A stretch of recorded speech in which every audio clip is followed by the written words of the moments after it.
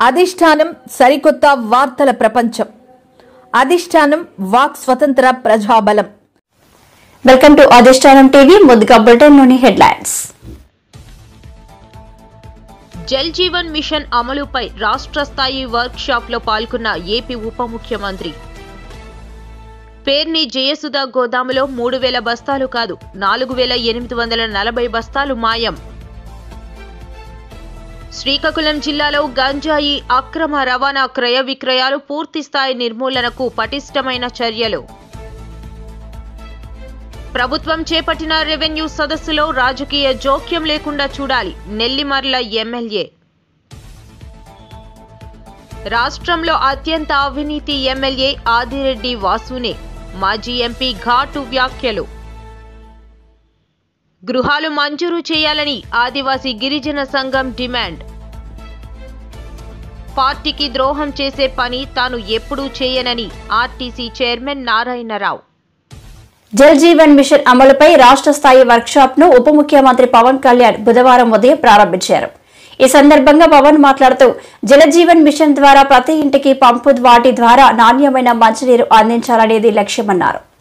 2019 ఆగస్టులో ప్రారంభమైనప్పటికీ నీటిని అందించడానికే పరిమితం అయ్యిందని 2024 నాటికి మరింత బలోపేతం చేసి రోజు నీటి సరఫరా చేయాలన్నారు. కనీసం ఒక రోజు ఒక గంట నీళ్లు తాగకపోయినా, ఒక పూట నీళ్లు తాగకపోయినా దాని కష్టం ఎంత ఉంటుందో మనందరికీ తెలిసిందే. ఏకాదశి వ్రతాలు కానీ ఏదైనా సరే పొద్దున్నుంచి సాయంత్రం వరకు నీళ్లు తాగకుండా రకరకాల మనం ఈ రిలీజియస్ థింగ్ మనం ఈ పండుగల్లో అప్పుడు ప్రత్యేక పర్వదినాలు అప్పుడు చేసేవి కానీ అప్పుడు కానీ మన నీటి విలువ తెలియదు. నీటి దొరకనప్పుడే మన నీటి విలువ తెలుస్తుంది. నాకు ప్రత్యేకించి నేను పిఆర్ మినిస్ట్రీ తీసుకున్న తర్వాత వాటర్ కన్జర్వేషన్ ఒకటి, నీటిని సరఫరా చేయటం ఒకటి, ఇవన్నీ నాకు చాలా ప్రత్యేకమైనవి ఇష్టం. నాకు అంటే చాలా సందర్భాల్లో నేను చెప్పింది ఏంటంటే, అంటే నా అనుభవాలు పంచుకున్నది. ఒకసారి యూఎస్లో కూడా హార్వర్డ్ యూనివర్సిటీకి వెళ్ళినప్పుడు కూడా అక్కడ స్పీచ్ ఇస్తూ ఉంటే ఒక కీనోట్ అడ్రస్లో అక్కడ నేను చెప్పింది ఒక ఆదిలాబాద్లో ఒక తాండాలో జరిగిన సంఘటన ఒకటి చెప్పాను. చాలాసార్లు పొలిటికల్గా మేము వెళ్తున్నప్పుడు చాలా ఆకాశం అంత ప్రామిసులు చేస్తూ ఉంటాం, ఆకాశాన్ని తీసుకొచ్చి పందిరేస్తూ ఉంటాం, ఇవన్నీ చేస్తూ ఉంటాయి. కానీ ఇలాంటి సందర్భంలో 2008లో ఆదిలాబాద్లోని ఒక తాండాలో పాపం 3-4 తాండాలకు కలిపి ఒకటే బోర్ పాయింట్, అది అందరూ వచ్చి అక్కడి నుంచి పట్టుకునేవాళ్ళు. ఒక కళ్ళు లేని కనుగుడ్లు కూడా లేవు. పెద్ద ఆవిడ వచ్చి అడిగింది నా దగ్గరికి వచ్చి, మరాఠీకి అంటే మరాఠీ యాక్సెంట్లో ఉన్న తెలుగులో ఆవిడ అడిగింది నన్ను నీళ్ళు ఇప్పించమని. ఇంకేం అడగల. అంటే నీరు ఎంత కీలకమైందంటే మనం ఒక భీష్మేకాదశి రోజున 24 గంటలు నీళ్లు తాగకపోతే ఎంత దారుణంగా ఉంటుందో నిజంగా కష్టం పాటించే వాళ్ళకి తెలుసు, వ్రతాలు పాటించే వాళ్ళకి, కానీ దొరకని వాళ్ళకి. సో ఇది అనేక మంది, చాలామంది నలిగి బాధలను అర్థం చేసుకుని దానికి ఒక పరిష్కార మార్గం, చాలామంది శ్రమ ఎప్పటికప్పుడు చేసుకుంటూ వచ్చారు. నేను రివ్యూ చేసిన తర్వాత పంచాయతీరాజ్ శాఖ రివ్యూస్లో జేజేఎంది చాలా కీలకంగా అనిపించింది. చాలా ఉన్నతమైన ఆశయంతో మొదలుపెట్టింది, ఎందుకు మనం దీన్ని ముందుకు తీసుకెళ్ళలేకపోయాం అనేది చాలా లోతుగా ఒకసారి అధ్యయనం చేస్తే అసలు 2019లో కేరళ మన కేంద్ర ప్రభుత్వం దీనిని ప్రతి రాష్ట్రాలకి మీకు ఎంతెంత అవసరాలు ఉన్నాయని, మీ నీటి అవసరాలకి ఈ సగటు పర్ క్యాపిటల్ కన్సంప్షన్ ఎంత ఉంటుంది, దానికి ఎంత కావాలి మీకు డబ్బులను అడిగితే ఉత్తరప్రదేశ్ 1.5 లక్షన్నర కోట్లు అడిగింది, మధ్యప్రదేశ్ 83,000 కోట్లు అడిగింది, గుజరాత్ 32,000 కోట్లు అడిగింది, కేరళ 45,000 కోట్లు అడిగింది. వీటన్నిటిలో కూడా మీరు కేరళని తీసుకుంటే మనకంటే చాలా చాలా చిన్న రాష్ట్రం, మనలో 4వ భాగం ఉంటుందేమో, 3వ భాగం కానీ.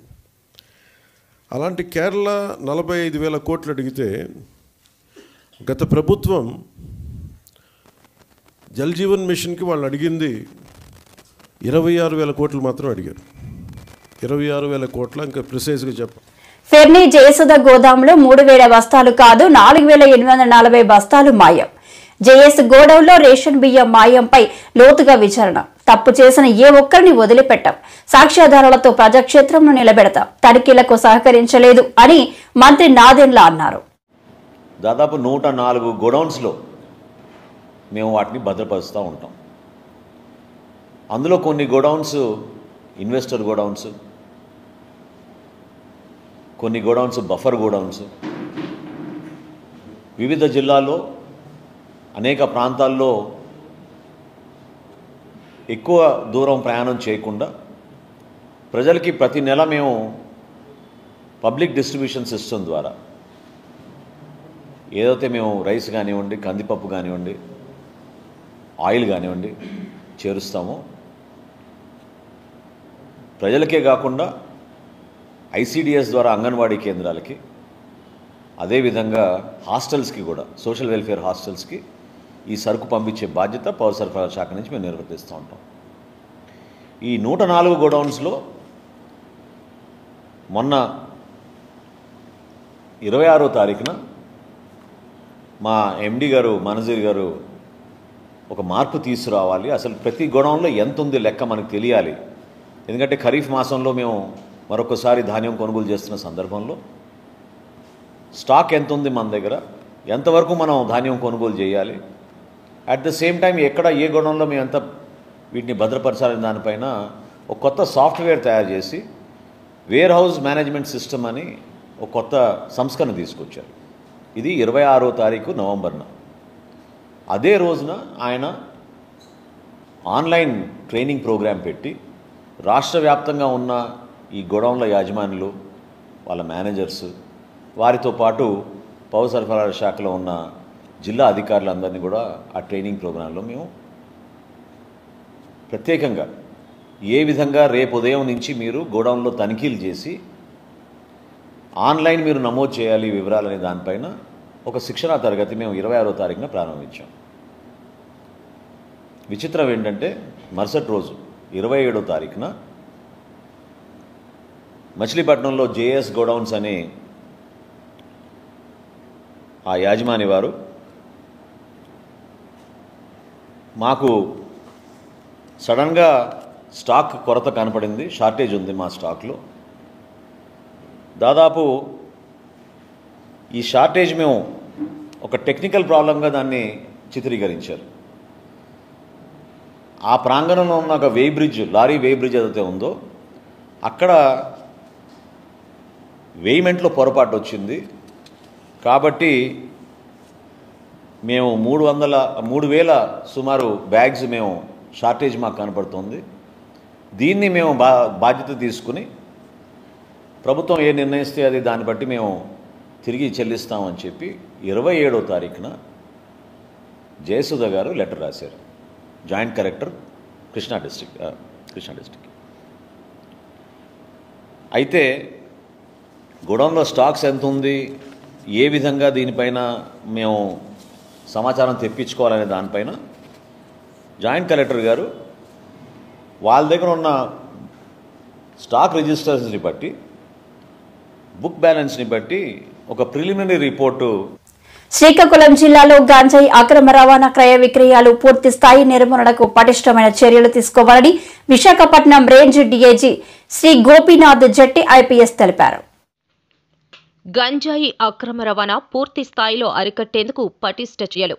విశాఖపట్నం రేంజ్ డీఐజీ శ్రీ గోపీనాథ్ జెట్టి ఐపీఎస్ గారు శ్రీకాకుళం జిల్లాలో గంజాయి అక్రమ రవాణా, క్రయ విక్రయాలు పూర్తి స్థాయి నిర్మూలనకు పటిష్టమైన చర్యలు తీసుకోవాలని విశాఖపట్నం రేంజ్ డీఐజీ శ్రీ గోపీనాథ్ జెట్టి ఐపీఎస్ గారు మంగళవారం శ్రీకాకుళం 1వ పట్టణ పోలీస్ స్టేషన్ వార్షిక తనిఖీల్లో భాగంగా జిల్లా SP Shri KV Maheshwar Reddy IPS గారితో కలిసి రేంజ్ డీఐజీ గారు సందర్శించి అధికారులకు పలు ముఖ్యమైన అంశాలపై దిశానిర్దేశాలు చేశారు. ఈ క్రమంలో ముందుగా రేంజ్ డీఐజీ గోపీనాథ్ జెట్టి గారికి పోలీస్ సిబ్బంది గౌరవ వందనం సమర్పించారు. అనంతరం పోలీస్ స్టేషన్లో పలు ముఖ్యమైన రికార్డులు నిర్వహణ, గ్రేవ్ కేసులు, ఎన్డీపీఎస్, సైబర్ క్రైమ్, మహిళలు, చిన్నారులపై జరిగిన దాడులు, హత్య నేరాలు తదితర ముఖ్యమైన ఫైల్ను క్షుణ్ణంగా తనిఖీ చేసి రికార్డు నిర్వహణ, కేసులు దర్యాప్తు పట్ల పూర్తి స్థాయిలో డీఐజీ గారు ఆరా తీశారు. మహిళా పోలీసులతో డీఐజీ గారు ముఖాముఖి. వార్షిక తనిఖీల్లో భాగంగా 1వ పట్టణ పోలీస్ స్టేషన్ సందర్శించిన డీఐజీ పట్టణ పరిధిలో ఉన్న సచివాలయం మహిళా పోలీసులతో ముఖాముఖిగా మాట్లాడారు. వార్షిక తనిఖీలలో శ్రీకాకుళం పట్టణ DSP CH Vivekananda, Paidipu Naidu, SI Harikrishna తదితరులు పాల్గొన్నారు. ఎలా తీసుకెళ్ళాలి, నేరాలు నియంత్రించడానికి, ముఖ్యంగా మహిళలు, ఆడపిల్లలు మధ్య జరిగేటువంటి నేరాలను వాళ్ళు ఎలాగ అప్రమత్తం చేయాలి వాళ్ళని అనే దాని మీద మనం ఫోకస్ చేయాలి. ఒకవేళ ఏదైనా జరిగినా కూడా మీ దృష్టికి వస్తే చెప్పాలి. చాలా వరకు చెప్పరు, అది మీడియా ద్వారానో లేకపోతే ఇంక వేరే రూపంలోనో వచ్చేదాకా డైరెక్ట్గా కొన్ని చెప్పడానికి ఇష్టపడరు. అలాంటి వారిని మీరు మోటివేట్ చేసి ఏదైనా జరిగినప్పుడు వెంటనే పోలీస్ స్టేషన్ తెలియజేసేటట్టు మీరు చర్యలు తీసుకోవాలి. ఇంకేమనంటే మీరు చెప్పండి అమ్మా, అంతా మేమే మాట్లాడుతున్నాం మీ గురించి. మనకు సైబర్ ఫ్రాడ్స్టర్స్ సిబిఐ పోలీసులు అని, ఈడీ వారు అని చెప్పి, అదేవిధంగా సైబర్ క్రైమ్ పోలీసులు అని చెప్పి రకరకాలైనటువంటి విధుల్లో ప్రజలకు ఫోన్లు చేసి వాళ్ళ ద్వారా వాళ్ళని భయపెట్టి వాళ్ళ కుటుంబ సభ్యులు లేకపోతే పిల్లలు వేరే కేసుల్లో ఇన్వాల్వ్ అయ్యారని, అదే డ్రగ్స్ కేసులో ఇన్వాల్వ్ అయ్యారనో లేకపోతే వేరే విధంగా పాస్పోర్ట్ స్కామ్ కేసులో ఇన్వాల్వ్ అయ్యారని చెప్పి బెదిరించి వాళ్ళ ద్వారా డబ్బు ట్రాన్స్ఫర్ చేయించుకుంటున్నారు. ఇలాంటి వారి పట్ల ప్రజలందరూ కూడా అప్రమత్తంగా ఉండాలి. ఎక్కడ కూడా డిజిటల్ అరెస్ట్ అనేటువంటిది లేవు.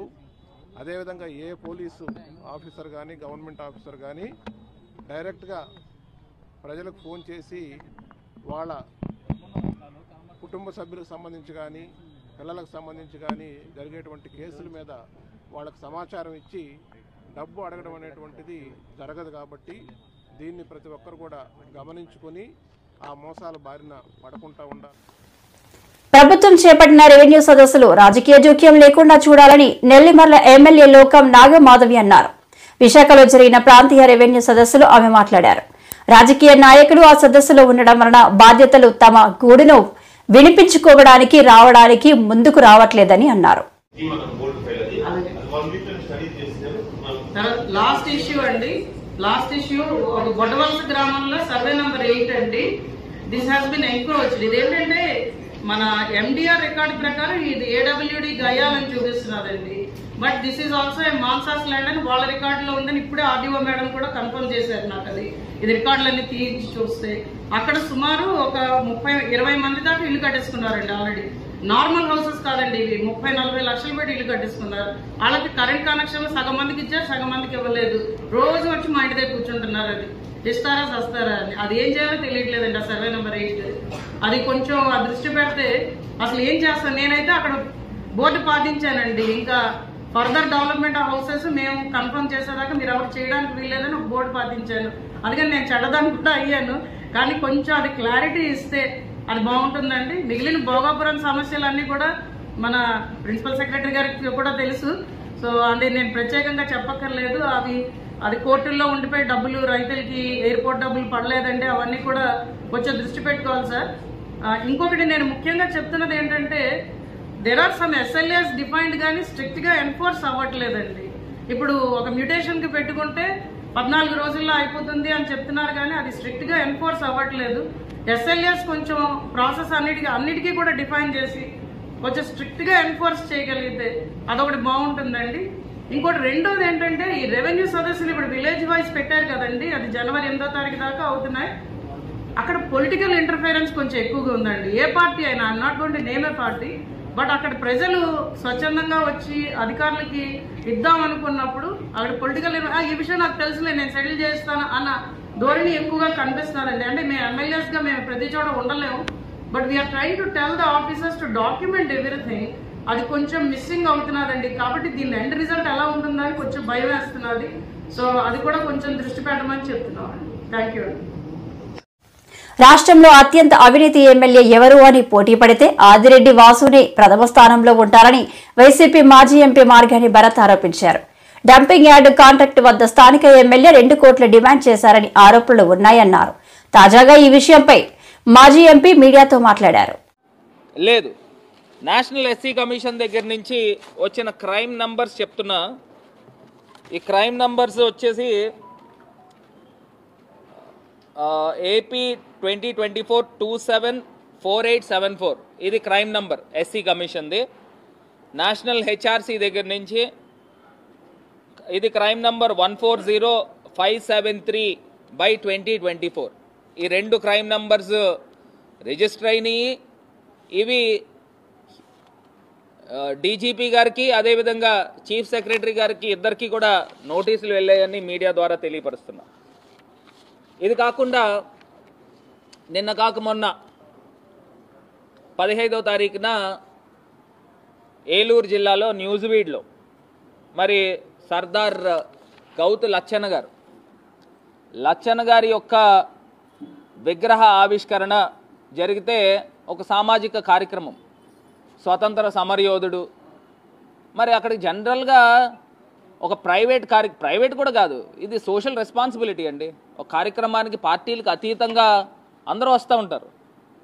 మరి ఈ కార్యక్రమాలకు వచ్చినప్పుడు మరి మాజీ మంత్రి మరి జోగి రమేష్ కూడా వచ్చారు, ఆయన కూడా వెళ్ళారు. అక్కడ క్యాబినెట్ మీ సహచర మంత్రులు చంద్రబాబు నాయుడు గారితో పాటు సహచర మంత్రి మరి పార్థసారథి గారు అందరూ వెళ్ళారు. ఇప్పుడు విగ్రహానికి దండేయడము, జ్యోతి వెలిగించడం ఇవన్నీ కామన్గా జరుగుతూ ఉంటాయి.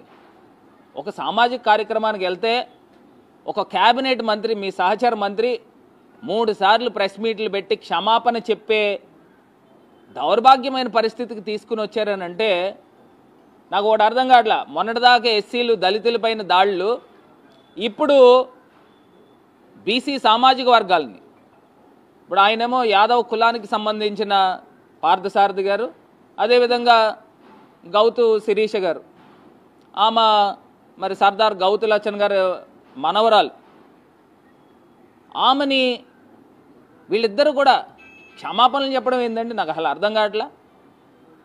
ఎన్నో కార్యక్రమాలు జరుగుతూ ఉంటాయి, ఎన్నో కార్యక్రమాలకు ఇప్పుడు గవర్నరే తేనేటి విందిస్తారు, అన్ని పార్టీలు కూర్చుంటాయి. ఇప్పుడు ఇదేమన్నా పేకాట క్లబ్బుల్లో కూర్చుని ఏమన్నా పేకాటలు ఆడుకున్నారా? ఒక సామాజిక కార్యక్రమం. మరి గతంలోనే ఎంతోమంది మరి కెసినోలు ఆడుకోవడానికి గతంలోనే వేరే పార్టీ మీ పార్టీ వాళ్ళందరూ కూడా స్పెషల్ పార్టీకి ద్రోహం చేసే పని తాను ఎప్పుడూ చెయ్యనని ఆర్టీసీ చైర్మన్ నారాయణరావు అన్నారు. న్యూజివీడులో గౌతు లచ్చన్న విగ్రహావిష్కరణకు జోగి రమేష్ వస్తారని తనకు తెలియదని చెప్పారు. ఆయనతో తనకి ఎటువంటి సంబంధం లేవని స్పష్టం చేశారు.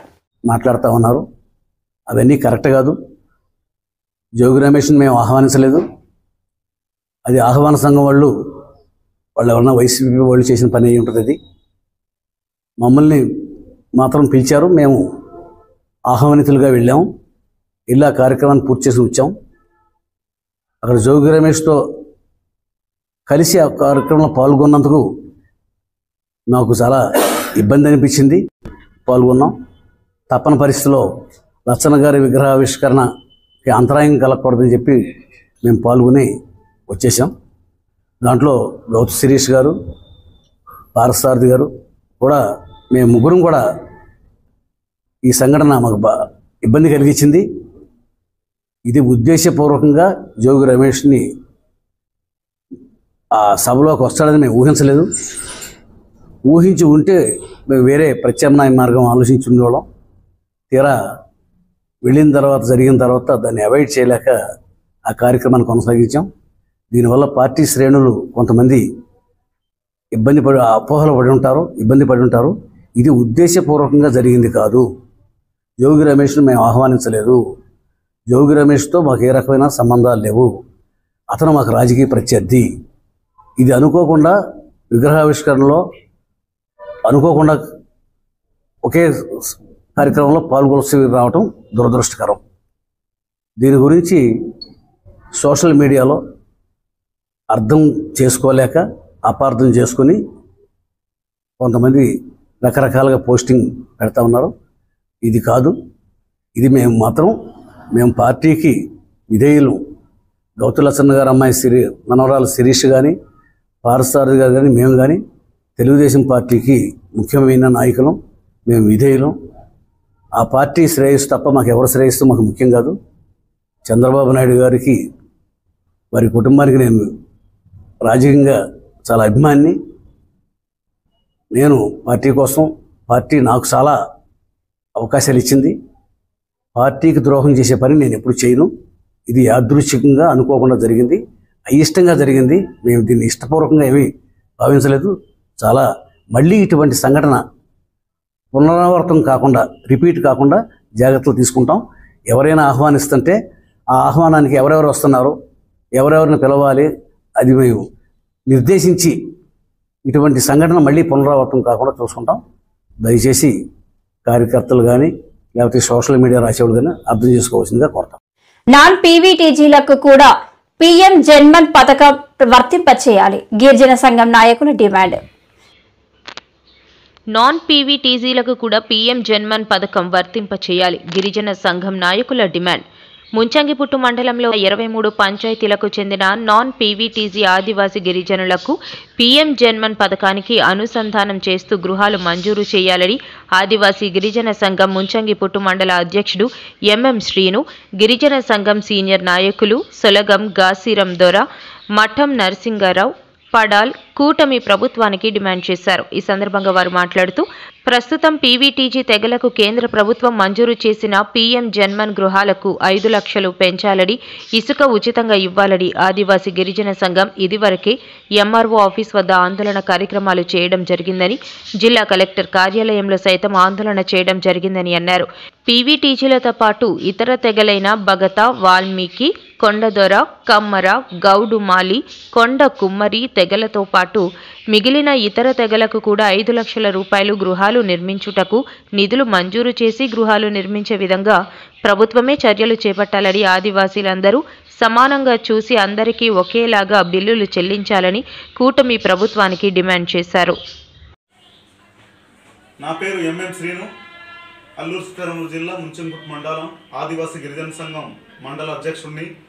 ఈరోజు కేంద్ర రాష్ట్ర ప్రభుత్వాలు పీఎం జన్మన్ అని చెప్పి ఈరోజు గృహాలు మంజూరుకి పీవీటీజీ పోర్జా, పరింగ్ పోర్జా, గద్వా పోర్జా, ఇటువంటి గద్వా అనేటువంటి సామాజిక వర్గాలకు ఇల్లులు మంజూరు చేశాయి.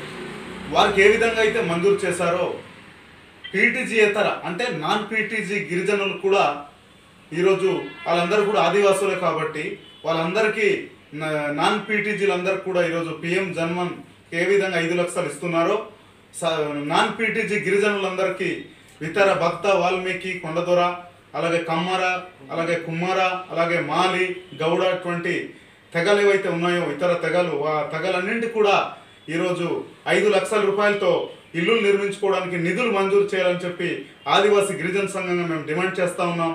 ఇప్పటికే మేము ధర్నాలు చేపట్టాం.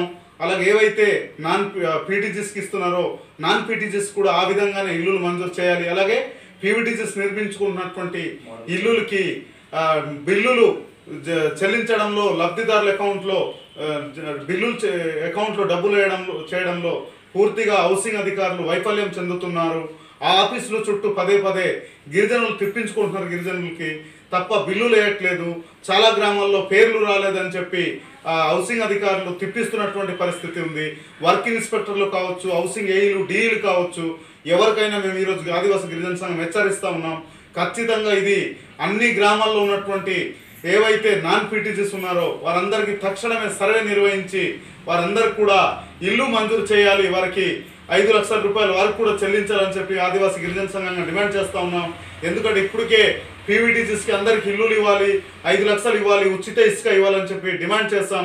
ఇప్పటికే ఇసుక రేట్లు పెరిగాయి, సిమెంట్ రేట్లు పెరిగాయి, తాపి మేస్తూరు ఒకరోజు కూలీ రేట్లు పెరిగాయి, అలాగే లేబర్ ఛార్జీ పెరిగాయి. ఒకరోజు లేబర్ కూలీకి సిమెంట్ కలిపి మాల్ అందించడానికి, ఇటుకలు మోయడానికి, నీళ్ళు మోయడానికి ఒక ఇంటి పనికి వెళ్ళాలంటే కనీసం 500 రూపాయల నుండి 800